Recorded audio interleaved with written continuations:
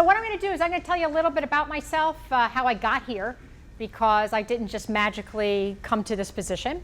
I want to talk to you a little bit about GE and careers, and I know something about you that you don't know. I know. I can't keep that up too long because then I get confused. I want to talk to you about perfectionism, and I also want to touch on self-confidence. And then I want you to ask me lots of questions. The most important thing you need to know about me, although I noticed nobody sat around me, is that I believe that I am one of the nicest executives in GE, and I try to be very funny as well. So over the next, let's say, 15, 20 minutes, I'm going to tell you stories, and then if you think, hey, she is kind of nice, you're going to reward me by asking me tough questions. Does that seem fair? Hopefully. Okay, first I want to congratulate all of you for making the Dean's List. That's pretty awesome. You have like the worst seat. Now I'm going to keep moving to try to get behind this post, but if you want to move up front, feel free. So anyway, it is a big deal to make the Dean's List, and 3.4 is a phenomenal grade point average for sure. So let me tell you a little bit about myself. I was born in New York City, and then I lived in New Jersey for quite a while, and then moved up to a farm. So I went from a city to a kind of a small city up to a farm. And it was about half hour from here, Marathon, New York. If anyone goes down 81, you'll see the sign, exit 9. And we're home to the Maple Festival. And I went to school with about 70 people.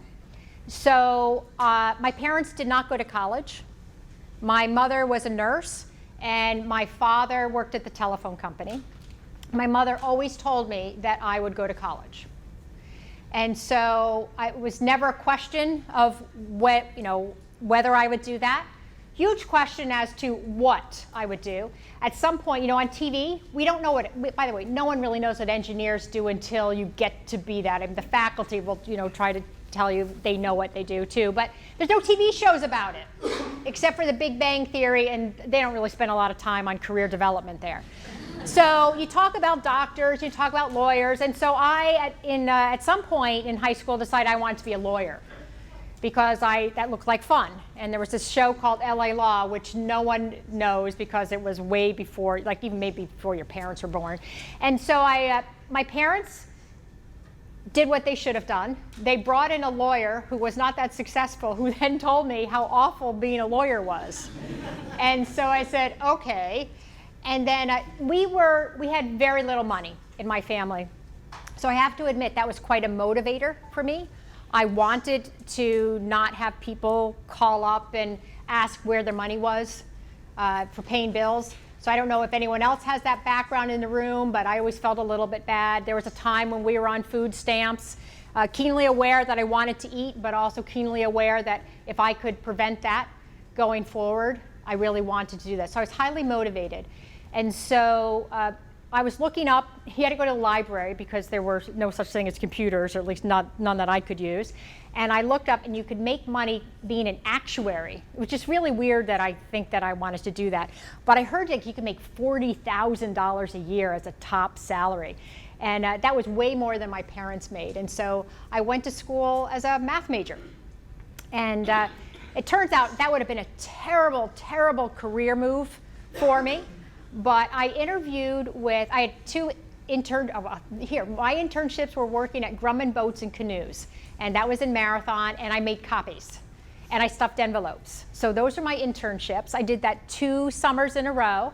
I'd come home, but the hazard was paper cuts, and I was pretty convinced that my kids would look like E.T. I wish I never do PowerPoint, but my kids do not look like E.T., so it had a very happy ending.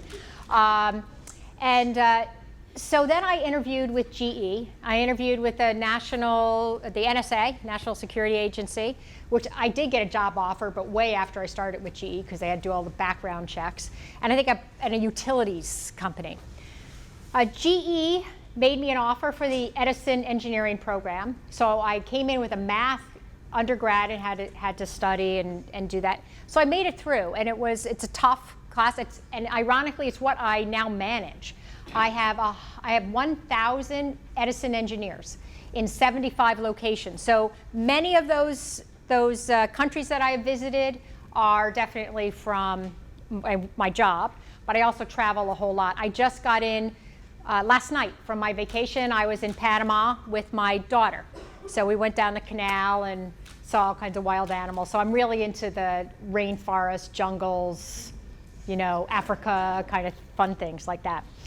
And I turned out very differently than what I thought I would be. So when I was sitting in your spot, I'm not sure that I really knew. I definitely didn't know what I wanted to do. So this is even before GE, so I remember what it was like to be you. And Cindy Hendrickson, who's right up there, she had it all together. We went to school together.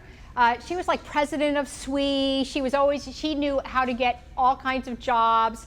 And I knew her. I didn't even think she knew me. And it's funny, we got to meet up together. But she had her act together. I did not. And so, you know, accidents happen. So I get the job, and I've had 17 jobs within GE.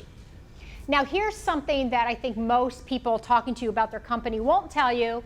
I've almost quit GE 3 times. Now, why would somebody who's probably, you know, I am trying to convince some of you that coming to the company is a good idea. So why would I tell you that I've almost quit 3 times? And the reason is because I think everybody feels that way. I'm guessing, you know, you've been at school this whole year. I'm sure there have been times when you've wished, wow, I wish I could give up right now. Because I'm being honest. I am known for my honesty. So the interesting thing isn't about that I wanted to quit, because everybody wants to quit. The interesting thing is why you keep going. And, you know, I kept going because the company was large, and I could always find something or somebody to help me find something new. So now I want to tell you a little bit about what I know that you, what I know that you don't know that I know about me. Well, anyway, I spend the majority of my time with people that are 22 years old. So the majority of my job is, and again, in 75 locations around the world. I'm going to India in a week. I'll be in Poland the week after. And one thing you all have in common, you're all hard workers, but the majority of you have no idea what you want to do. And what I wanted to do is tell you that that's okay. I want that to sink in. When I was going through the Edison program, so now I've apparently, you know, picked a career path, and I want to be an engineer, and I'm going. The Edison program, by the way, is 2 to 3 years long. You graduate with a bachelor's, you go on and you get your master's degree from the company. It's all paid for. So of course, for me, who I had to struggle just to scrape together money to go to college, it was a fantastic deal. So I got my master's degree with that. But what I also thought is, and I wasn't going to quit. I'm guessing a lot of you feel that way. You can want to quit, but there's a big difference between wanting to or almost giving up or calling up your mom or dad saying, I can't do it, I can't do it, I can't do it. And then you get a good night's sleep, and then it turns out you can do it. But I had, you know, next to my bed, even when I was working, I had the MCATs, the LSATs, you know, the GMATs. Really, the only thing I was qualified for was medical school, because I couldn't read well enough to be a lawyer. It turns out it was a really good choice. I wasn't a lawyer. After you go through, you know, engineering, you can't read that fast anyway. And so, but the problem was, when I was your age, I thought everybody had it figured out. You know, I don't know if Cindy had it figured out, but to me, when I saw her up there speaking, I figured she had it all figured out. I'm not sure she did. See, she didn't. There, but she looked like, but she really looked like it to me, and I didn't either. And I don't want you to think that you do either. I have a lot of people saying, I just don't know what I want to do with the rest of my life. So I have news for you. I don't know what I want to do for the rest of my life either. And I'm in my 50s. So if I don't know what I want to do for the rest of my life, that it's okay for you not to. Now, here's the thing about being in engineering. Once you have that engineering degree, you can kind of do anything you want It is the best degree to have.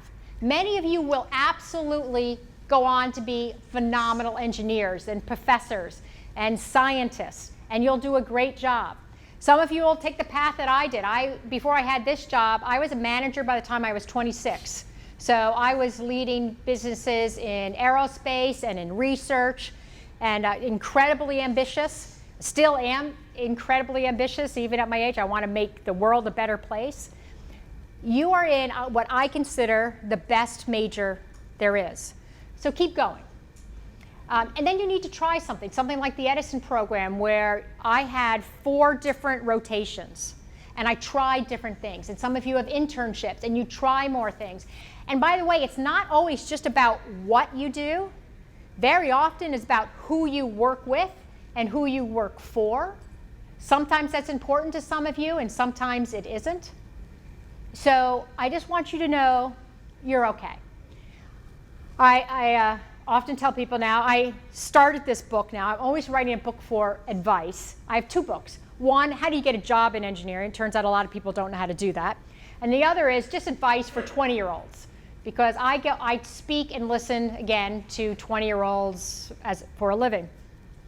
And I was joking with Karen, I think on page 63 of my book, there's a phrase that I want you to use on everything that you're always afraid of. You know, you want to make the perfect decision. To use the 2 words, for now. Very useful. You know, I don't like what's going on, for now. I love my classes, for now. It turns out life is incredibly transient. And good times don't last, but bad times don't last either. The difference between you and me is I actually know that in my core. When you're going through a tough time, you think it's going to last forever. And when you're going through this great time, you also think it's going to last forever. When I go through a tough time, I fast forward and say, oh, thank goodness this is going to be over in about a week, 6 months, a year. And when I'm going through good times, I enjoy it because I know it's not going to last. And that's the beauty of aging versus being your age. Now, I have 2 children. I have an 18-year-old boy. Man, I don't know. He's gigantic now. He's 6'1", and he is taking a gap year. He just graduated. So remember when I was telling you that you guys don't know what you want to do? Turns out my employees may be a better mother, because both of my kids kind of came to me and said, I'm just really not even on the right track. And so my son is down in Florida. He wants to become a professional tennis player. So long shot, but he's playing down at Everett Academy. He tried out on his own last February. He made it. He only 40 kids in there. He's playing tennis 5 hours a day, meeting famous tennis players. I hope the rest of his life is as exciting as what's going on right now. And then my daughter was in her junior year, and we dropped my son off, and she looked pretty sad. And I said, before you go back, you can also do this. And she said, I want to. So she's going to head back. She was in Africa. She was teaching 3-year-olds in Tanzania in a 7-foot by 7-foot classroom. And she had 7 kids in the class. No bathrooms. She loved it. And then she also worked at a wildlife preserve in South Africa, and she'll be back in South Africa in, I think, a couple of weeks for another month, taking care of orphaned or abandoned animals that were purchased on the black market that people then set wild and all that. So she's having some fun. And she's also creating a software app, because I really wanted to earn a living at some point. So I don't really know where my kids end up. Couple of other points I want to touch on, because I want to leave, hopefully, I see some of you smiling, so I'm thinking maybe some of you will ask me some questions, and it can be about anything at all. It can be about jobs too. I want to touch on self-confidence and perfectionism, and I think I'm talking to the right group, because I too, of course, would have been in this group, because my GPA was fairly high. That's how I got into the Edison program, and I really studied hard. I put a lot of pressure on myself to get the highest grades I possibly could, and sometimes to the point where the pressure was a little bit unbearable. Now, I'm sure that's not happening to any of you, but let's just speak kind of metaphorically, or I'm not an English major, I'm not sure if it's metaphorically or not. What I notice is a lot of engineers are perfectionists. Now, I'm going to tell you that I don't think you have to be perfect. Processes have to be perfect, right? We do have to create engines that don't fall out of the sky. I've traveled 1,000,000 miles just on United, right? So I need those planes to be up in the air, and I want the processes that are put in place to make sure that I always arrive safely home to my family. But that doesn't mean that every person in the organization is perfect. It's everybody together. So here's what happens in perfectionism, and you're in the middle of it. It starts when you're young. You come home and you're like 5, and you're showing promise, and you give your math, obviously, your math paper to your parents or your grandparents, and you say, look, I got 100, and they're like, that's fantastic, and then they put it on the refrigerator. And then you come home, of course, with your spelling test, like me, and you get a 50, and because you spell shirt wrong. Who knew there was an R? And by the way, true story. So you bring that home, and they're like, oh, very nice, but it never ends up in the refrigerator, and where all, I don't know if your parents did this, but they carefully tuck those in the garbage, but underneath the stuff, so that you can't tell that they threw stuff out. So you're like, hey, it feels good? Getting 100 feels really good because people like that. And then you go to junior high, and they say, hey, if you get really great grades, guess what happens? You get to be in the honors classes in high school. And then in high school, if you get AP credits, guess what happens? Well, I don't really know, but I guess you get more credits, and you can get a minor. And then you go to college, but if you get really good grades, you can get into a great college like SU. And then if you get really great grades in SU, you get a really great job. So you're really incentivized to continue to be perfect. And you get this great job, and then something happens. There are no more tests. See, there's only one way to tell whether you're perfect right now, and that's by taking a test. And then the real world slaps you down kind of hard. Because at the end of the year, when people say, are you good or aren't you? They judge you by a whole lot of different factors. And all of a sudden, Manager A likes the way you do it, Manager B doesn't. And so what happens is you stay maybe longer to make sure you satisfy both of those people. And as you continue that, perfectionism, which was your friend, sort of, now, and I will maintain sort of, if any of you are too stressed out or depressed, we can debate whether it's useful, but let's say it's at least somewhat useful now, it becomes terribly unuseful as you enter the real world because it's impossible. Totally, unequivocally impossible. Because there are so many things that you can measure yourself. It's no longer school.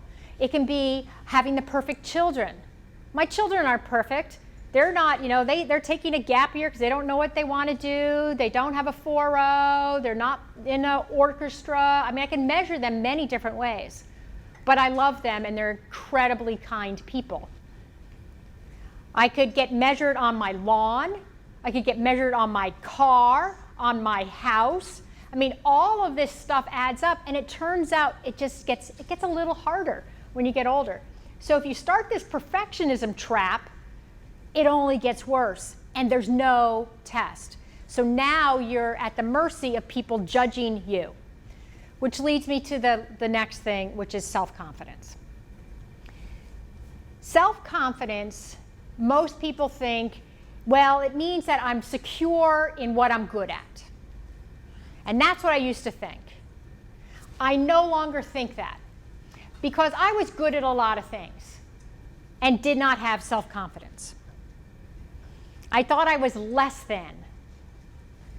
And the other thing I did is I accepted labels people put on me. Now, some of those were good, like smart and hardworking.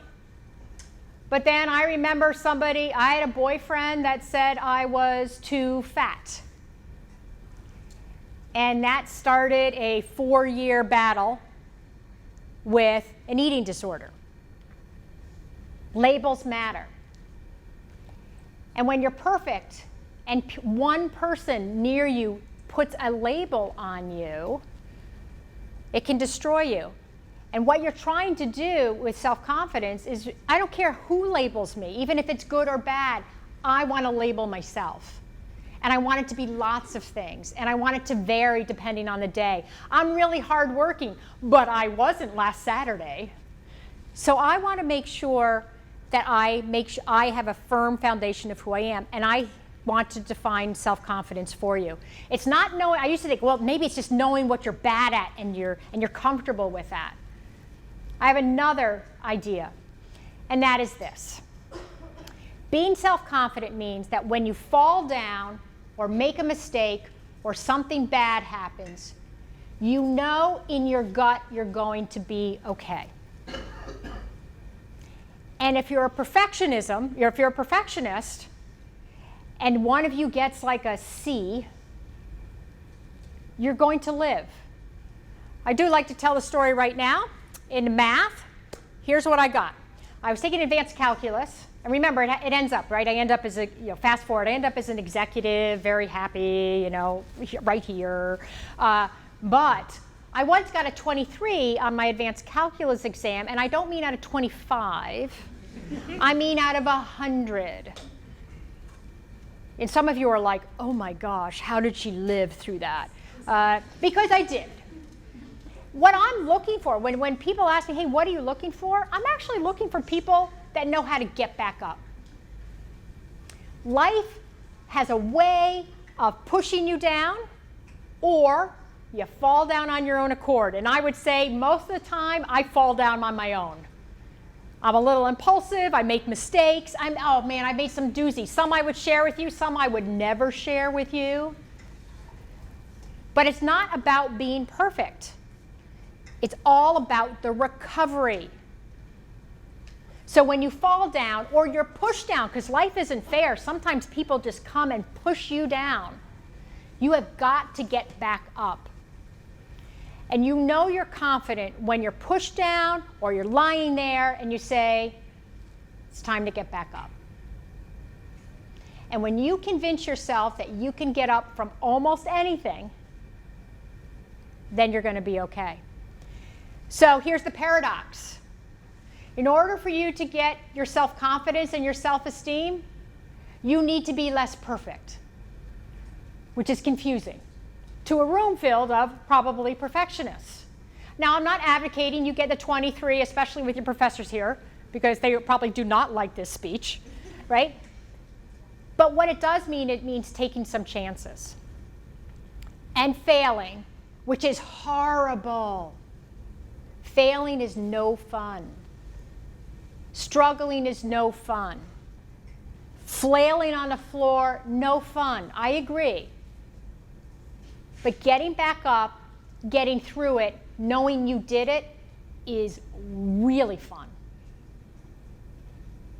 And that's what I would tell you. When my daughter was going off to, and I'll ask, maybe it's probably time for some questions, but as I said, I'm filled with advice.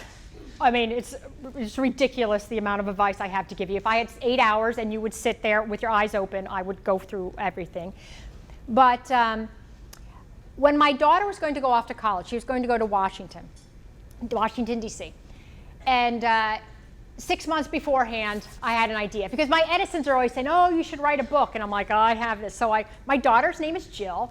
And I said, Jill, I have a surprise for you. She was a senior in high school. And I said, I'm going to write a book of advice for you. And she said, yeah, no, you're not. And she said, you have had 18 years. I've had enough. But she was nice enough, and she said, but I'm putting you on notice. You can give me one piece of advice when you drop me off. You have no idea how painful that was. So I was thinking, how do I condense all of this? And so we dropped her off in Washington, D.C. I'm hugging her goodbye. I'm crying. She's happy, and whatever. And so she goes, okay, Mom, you can give me that one piece of advice now. And I said, okay. And I said the following: don't die. Everything else you can come back from. And I mean it. First part is essential, but the second part is as true as I'm standing here. And each and every one of you in this room has the ability to come back. And when you realize that you can come back from anything, that's self-confidence. It's not about being perfect. It's not about being great at everything. It's not about knowing where your weaknesses are and being okay with it. It really is, when you fall down, can you get back up? And when you do know that, then you can truly say, I'm confident. And then you're not afraid. Then you're just not afraid. Stuff happens, and you know you can get through it. Okay, I'm going to open it up. How much time do I have for questions?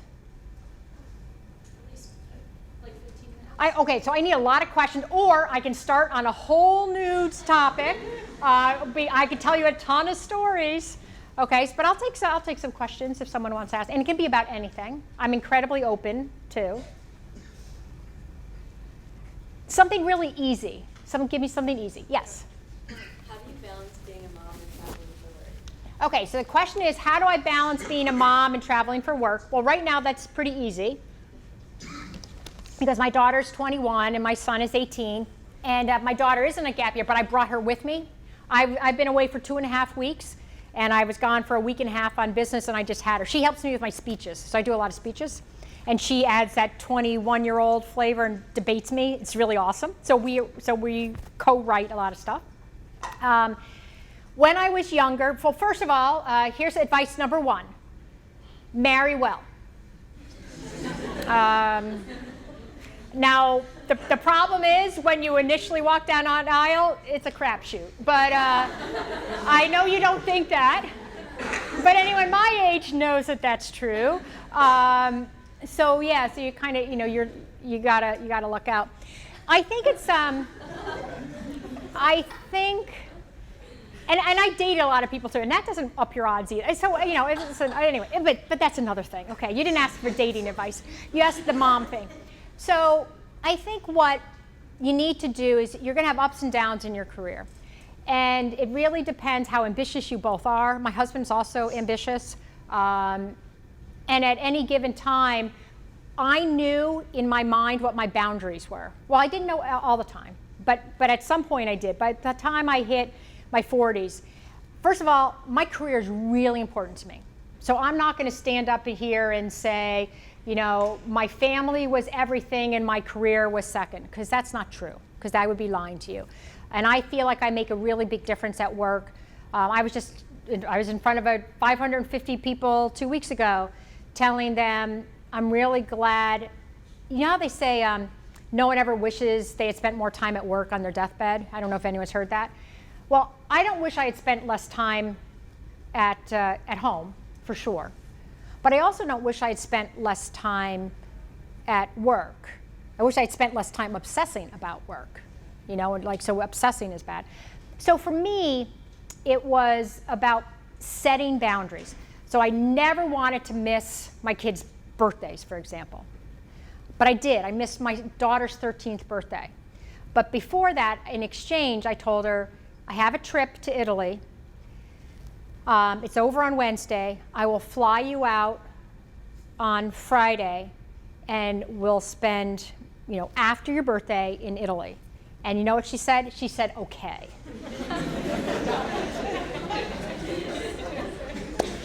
So, and my lifestyle is weird, right? So and by the way, you remember how I started? I was a poor kid that knew what it was like to use food stamps. And thank goodness those safety nets were there, because I know what it's like to be a struggling family, and I really appreciate those government programs. But I'm in a very different place now, right? So I think you have to understand what you're willing to tolerate and what you aren't. It's the people that don't understand that about themselves that struggle. So I'm a really great employee, and I'm a wonderful mother, never on the same day, because that would be impossible. So it's not about balancing something every day, it's about overall, you know. And so what I decided was I spent a lot of time on vacation. We would take our kids had 2 different vacations in the spring. So one year I'd take my son somewhere, one year I'd take my daughter, and my husband and I would just bond with one child for a week. And so we just did things differently. And I include them at work.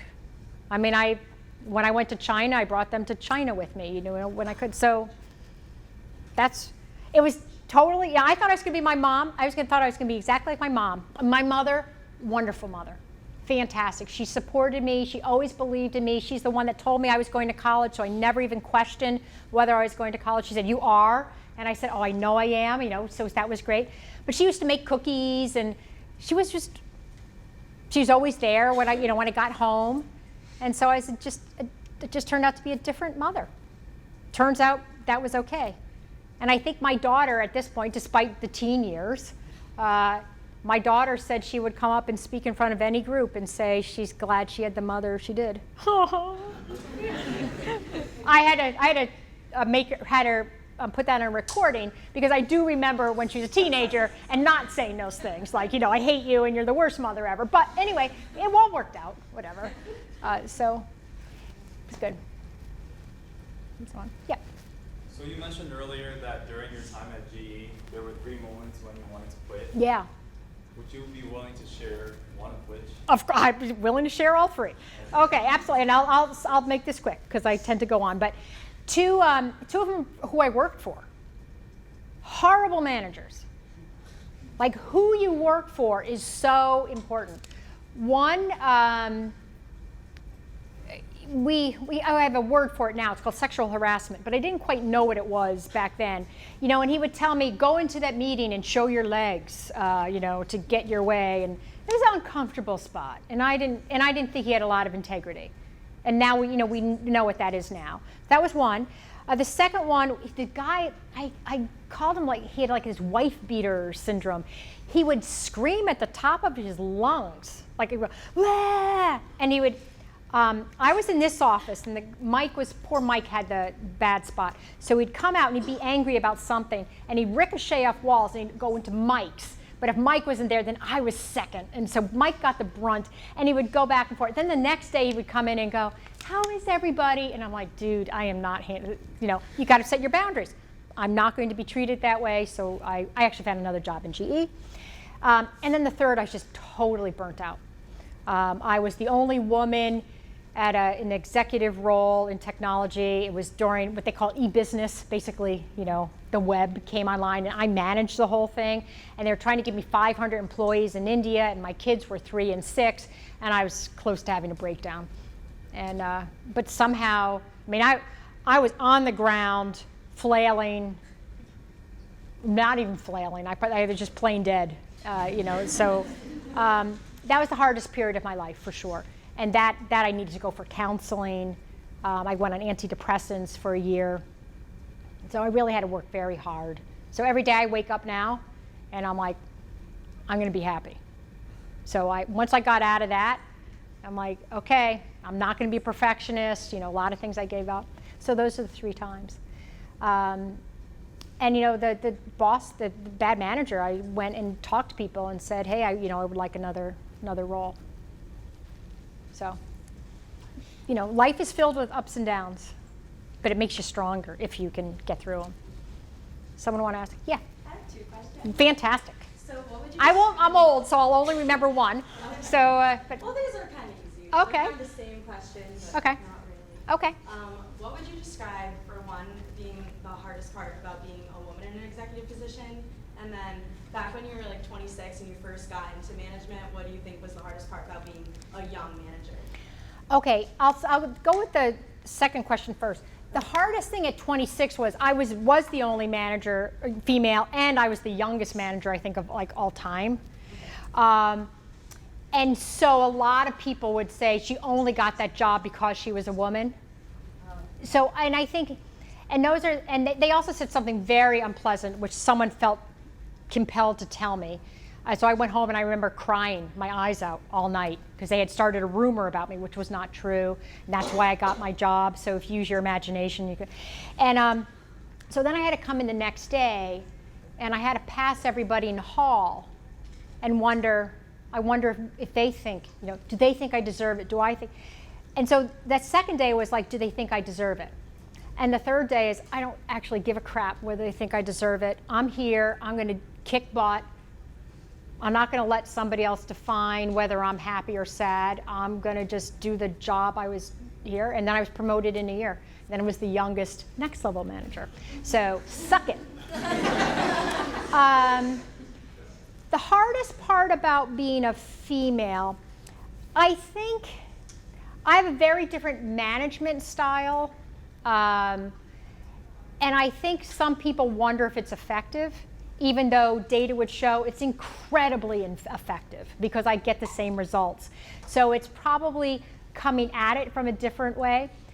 At my age, however, I should tell you that I started the initiative that's now all over the news, but we hire 50% women into engineering, and we did that in 2016, and we're going to do that again in perpetuity.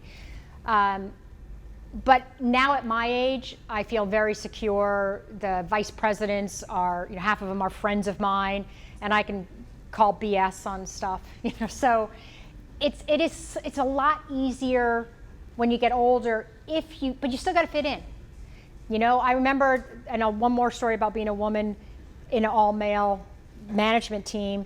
They would get together every morning and talk about sports, and they would talk about, I guess it was like the Mets.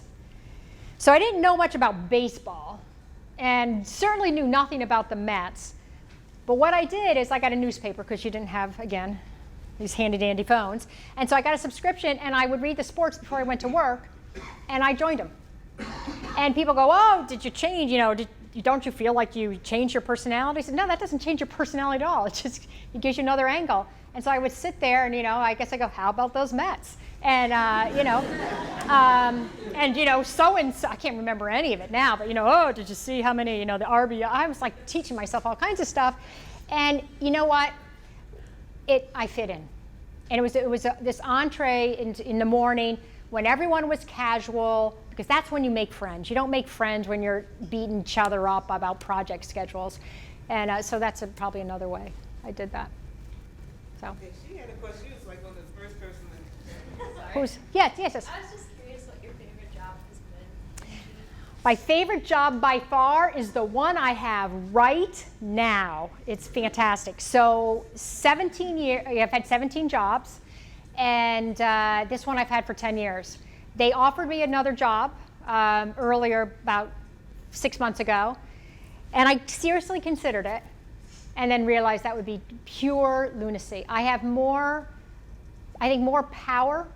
We're trying to change two things. I'm, again, diversity, but not just gender diversity. I'm actually into inner diversity. And I do think that executives can be nice. So even when I think about diversity, I want nice people. I consider that a trait as well. So I'm working on that. And I'm also working on this Be This campaign. We have some people in engineering who are probably cut from a cloth, personality-wise, from the late 1800s, early 1900s. That's when engineering started, right? And so this whole philosophy of beating the crap out of people has kind of said, hey, this really works. It makes great products, but we're kind of done with that. And so together with this guy from aviation, who was considered like one of the meanest guys in all of GE, he called me one day. He knew I was working on it. He's changing. We just went in front of an audience of 550 people. So we're going to change the culture too. We don't have many of those people, but we have a few. And so the fact that I can change the culture before I retire, so I'm a woman on a mission every morning. Like, yeah, I got to change stuff. But this is fantastic. And plus I get to spend 90% of my time with 1,000 people basically your age. And I'm an optimist at heart, and it turns out that you are too. And plus you guys, that age group thinks I'm funny and, and smart and wise. And so, why wouldn't I love, it's fantastic. So yeah, it really is, it's pretty awesome. And the traveling, I have a love-hate thing with it. I hate packing. when I got home at 10 and I threw my stuff and my running clothes in the washing machine and grabbed it out this morning to pack again. I'm like, this kind of sucks. But I'm happy to be here, so so it all works out fine. And I won't want to go to India, but as soon as I'm in India, I'll love it again. So I don't know. So it's pretty fun. And if you play it right and you have I have a huge network and I feel like I can change the world. I really believe, and I believe my Edisons can change the world. They're changing all kinds of stuff. We're giving them permission. To think that you can change a company when you're 23, I don't know. It's awesome. It's great. Okay. One more question? Yeah. Being an engineer in training at workplace or interview, how to answer a question that is too technical that he or she have no idea that solution are. Yeah. Well, it's the same advice I'd give you. So the question is, hey, when you're given a technical question in an interview and you have no idea what the answer is, you're going to answer it the exact same way you do it in real life. And it's this: I don't know, but I could get back to you.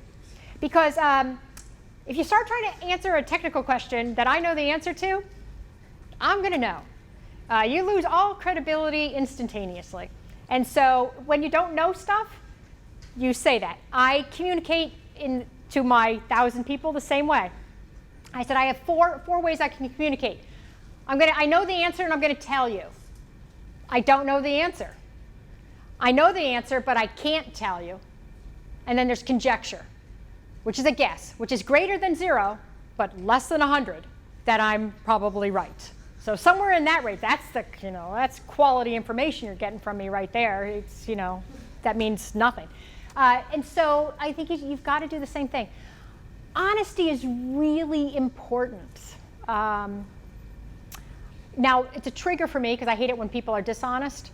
So maybe other people don't have the same thing, but I have a real issue with people being dishonest. And if you lie to me, I'd rather you tell me you did something wrong than, and as I've just said, making mistakes is human, and I've made tons of them, and I appreciate that. But you lie to me, I don't know what to do with that. I've already told you so many secrets. My goodness, right? I'm up here. I'm not lying to you, so don't lie to me. That make sense? Okay. I mean, listen, and then you may not get the job. But you want to know something? There's some honor. And it's not just about you getting a job. It's not just about us liking you. You have to like us. It's a two-way street. I remember having a crush on someone and said, oh, I wish I could go out with him. But if he doesn't like me, that's not going to be a fun relationship, right? That's going to be really, really bad. So, okay, this means I'm getting the hook. So I recognize the hook. This is 33 years of experience right here. Okay, I'm done. Don't tell